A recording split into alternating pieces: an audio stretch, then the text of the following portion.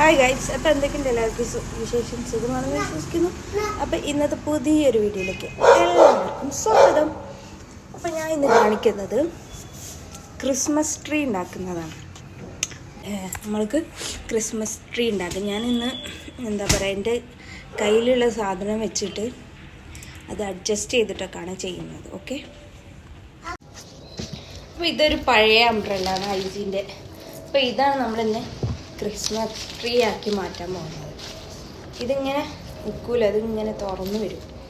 അപ്പോൾ അത് ആദ്യം ശരിയാക്കണം.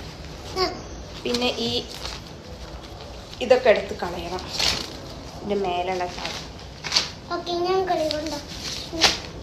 ഓക്കെ,